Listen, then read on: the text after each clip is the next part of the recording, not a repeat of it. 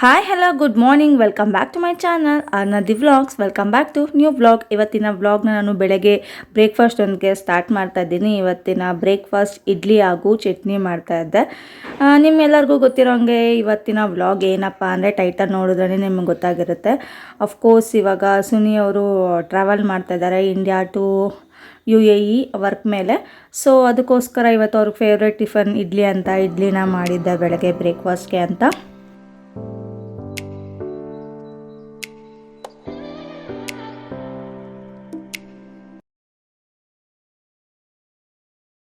ಇವಾಗ ಬ್ರೇಕ್ಫಾಸ್ಟ್ ಎಲ್ಲ ಮುಗಿಸ್ಕೊಂಡು ಅವರು ಹೋಗ್ತಾ ಇದ್ದಾರಲ್ಲ, ಸೊ ಅದಕ್ಕೆ ಏನಾದರೂ ಸ್ವೀಟ್ ಮಾಡೋಣ ಅಂತ ಅಂದ್ಬಿಟ್ಟು ಜಾಮೂನ್ ಮಾಡ್ತಾಯಿದ್ವಿ.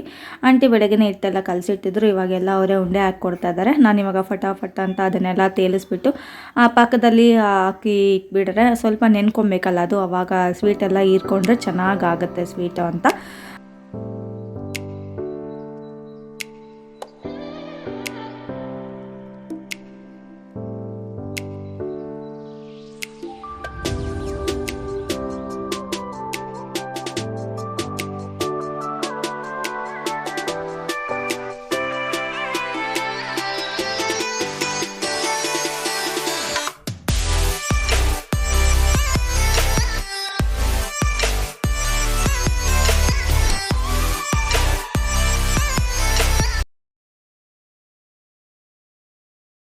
ಈ ವಿಡಿಯೋ ಕ್ಲಿಪ್ಪಿಂಗ್ಸ್ ಎಲ್ಲ ಬಂದು ಅವ್ರು ಹೊರಡುವಂಥ 2 days ಬಿಫೋರು ಎಲ್ಲ ಪ್ಯಾಕಿಂಗ್ನ ಮಾಡ್ಕೊತಾ ಇದ್ವಿ.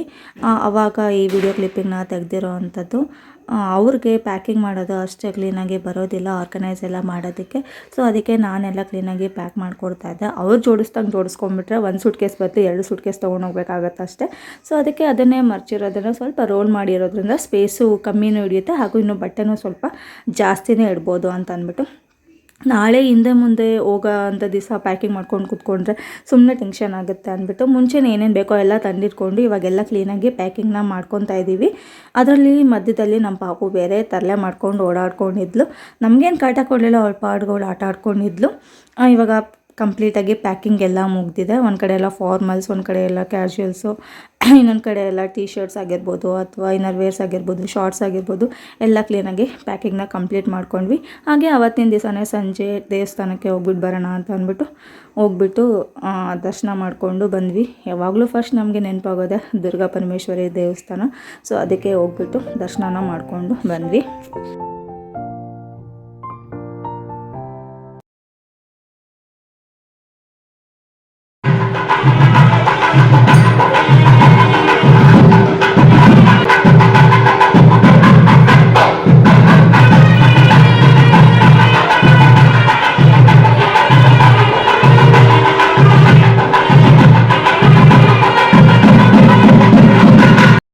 ಇವಾಗ ಅವ್ರನ್ನ ಬಿಡೋದಕ್ಕೆ ಅಂತ ಏರ್ಪೋರ್ಟ್ಗೆ ಹೋಗ್ತಾ ಇದ್ದೀವಿ. ನಾನು, ಪಾಪು, ಆಂಟಿ, ಅಂಕಲ್, ಸುನಿ ಅವರ ಸಿಸ್ಟರ್, ಹಸ್ಬೆಂಡ್ ಸಹ ಬಂದಿದ್ದರು. ಅವರು ಎಲ್ಲರೂ ಇವಾಗ ಅವ್ರಿಗೆ ಡ್ರಾಪ್ ಮಾಡಿ ಬರೋಕ್ಕೆ ಅಂತ ಹೋಗ್ತಾ ಇದ್ದೀವಿ. ಇವಾಗ ಹೊರಡೋ ಅಂಥ ಟೈಮ್ ಬಂದಿದೆ.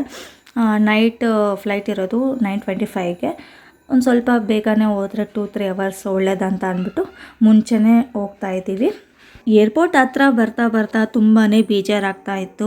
ಇದೇ ಫಸ್ಟ್ ಟೈಮ್ ಮದುವೆ ಆದಾಗಿಂದ ಇಷ್ಟು ದೂರ ಅವರು ಟ್ರಾವೆಲ್ ಮಾಡ್ತಾ ಇರೋದು. ಹೇಗಿರ್ತೀವಿ ಏನು ಅಂತ ಗೊತ್ತಿಲ್ಲ, ನೋಡೋಣ. ನಮ್ಮ ಮಾರ್ನ ಅಂತೂ ತುಂಬಾ ಮಿಸ್ ಮಾಡ್ಕೊತಾಳೆ ಅವ್ರ ಪಪ್ಪನ. ನಾನಂತೂ ಸಿಕ್ಕಾಬಟ್ಟೆ ಮಿಸ್ ಮಾಡ್ಕೊತೀನಿ. ಒಂದು ಸ್ವಲ್ಪ ದಿವಸ ಏನೂ ಮಾಡೋಕ್ಕಾಗೋದಿಲ್ಲ. ಯಾವಾಗ ಬರ್ತಾರೆ ಏನೋ ಅಂತ ಗೊತ್ತಿಲ್ಲ, ನೋಡೋಣ ಯಾವಾಗ ಬರ್ತಾರೆ ಅಂತ. ಆದಷ್ಟು ಬೇಗ ಬರಲಿ ಅಂತ ಅಂದ್ಕೊಂಡು ಬನ್ನಿ ಇವಾಗ ಅವ್ರಿಗೆ ಕಳಿಸ್ಕೊಡೋಕ್ಕೆ ಹೋಗೋಣ.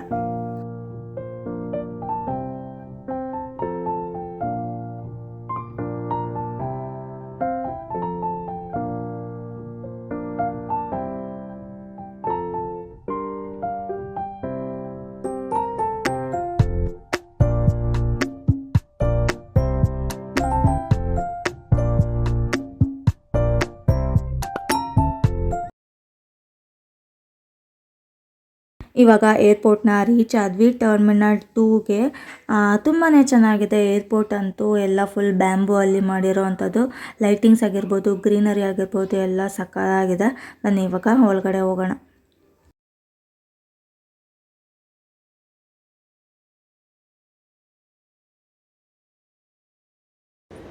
ಹಾಯ್ ಮಾಡು, ಹಾಯ್ ಮಾಡು ಚಿನ್ನ.